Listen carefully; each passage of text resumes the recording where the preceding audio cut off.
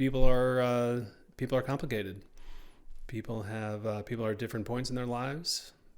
Obviously some are young, some are old, some have kids, some don't have kids.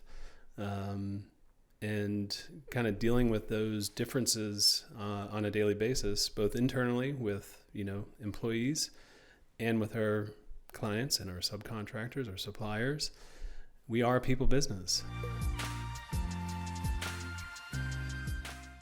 Hey John, welcome back to HTR. This is our place to talk about remodeling. So far we've covered sort of the big picture, how we come up with our good ideas, coaching. Let's talk about us. Us, all people, right. Yes. People. Right people in the right place. And that's something that we've said a lot around here. How do you implement that? How do you get people into those right places? Yeah, well, it's the right people in the right place at the right time. We've had a lot of people, and I think we talked about this last time, that have moved, started in one position and then moved on to another and then moved on to another. And some of those have moved away. And I guess it's a process of figuring out what not only what they're good at, but what they enjoy. Because certainly we want to, have people who are enjoying what they do on a daily basis. And I mean, it is work, so it's not all fun and games, but, finding what their strengths are and really trying to find a position that they can excel at and either grow into or eventually grow out of. And, so whenever we hire somebody, it might be for a specific position. In your wonderful case, you actually you had applied as a carpenter, and obviously you're not swinging your hammer these days. But we, through talking and realizing what you could bring to JOMA, the strengths that you had in previous positions that you had held at other places, you had a glimpse of the vision, of what we were trying to do. And, you've really taken it in a wonderful direction. And, we still have more to do. Likewise, we've had people that have started as carpenters and have moved on to lead carpenters and project managers and into like a pre-build coordinator. And those moves were the right time, for that person. But not everybody does that. Some people, they've been trained as a carpenter. That's where they kind of want to stay. And, that might be 5 years, 10 years, whatever. Physically, they might get to a point where they want to move into more of a managerial position. And so we always want to be kind of open to, not only what they're good at, but like I said, what satisfies them, in their work.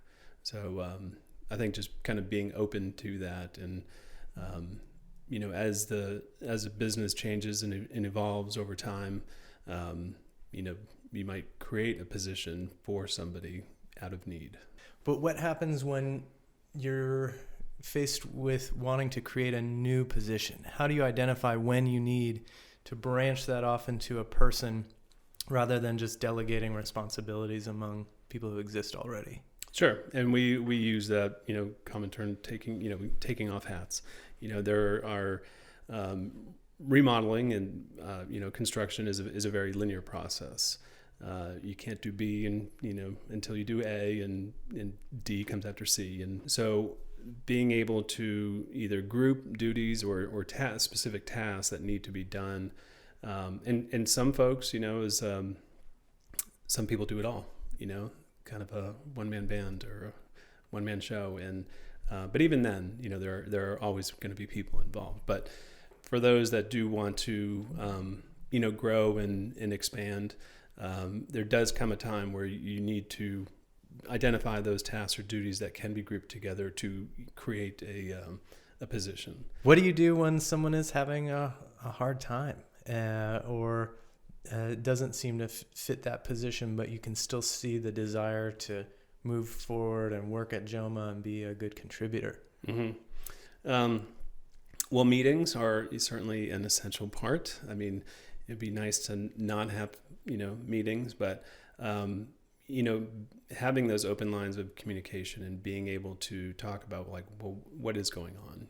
Is this something personal? Is this something, just lack of experience, lack of knowledge? Identifying, what those areas are and being able to come up with a plan, and whether that is creating a new SOP or a new process or implementing some new system to be able to help, facilitate that person, in doing whatever it is that they're doing. And I think that that's probably one of the next components of what we're going to be getting into, with future episodes is, how to create those processes and what are some of those systems that you can put together for yourself if you're wanting to improve. I mean, some remodelers, some, contractors, they've been doing the same thing for their whole career. They love what they're doing. They don't want anything to change, and that's great. But for everybody else, I think that there is a desire to get better. And, whether that's because of feedback that they've gotten from clients or family or, employees, hey, we could be doing this better. I think that there is that desire out there. And I think certainly some of the things that we've put together could help other people. And they might take it, and they might take some of those systems or processes and, adapt them to what they're doing, make them better, and I think that's all certainly part of what we're trying to do is, we've come a long way. We still have a lot more to go. But, over the last 17, 18 years with the folks that we have, the team that we have assembled, we have multiple people who have been licensed contractors. So and people that have come from other parts of the country, other parts of the world. And so I think we have a really good team atmosphere that's wanting to improve and that have put a lot of effort into creating those systems that we have found that have worked. And again, we know that they're not perfect and we're always trying to improve them, but I think that those other people can really get some good out of what we're doing here. Yeah. I can't wait to get into the process. Yes. And we had to talk about people first because each part of the process has a bracket and it's assigned to a person. What's the message that we're sending to other remodelers when they're considering their team? I definitely think it's flexibility. We always want people to do everything right. We as managers or as leaders or whatever, you have a set of things that need to be done and you can't do them all. So you have to have, somebody else help you. And you hope that the directions or the instructions that you've given, are clear enough, or they must be clear enough, actually, I should say that. They need to be clear enough that they can follow those.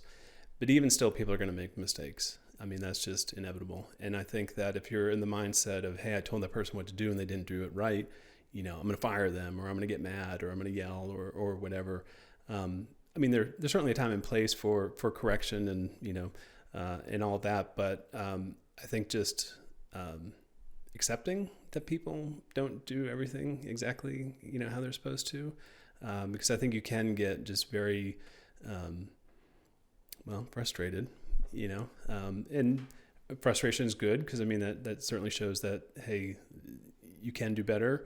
There are things that you can change to do something a little bit differently, but I think just accepting that people aren't going to do everything how you had planned, and you're going to need to make adjustments and change.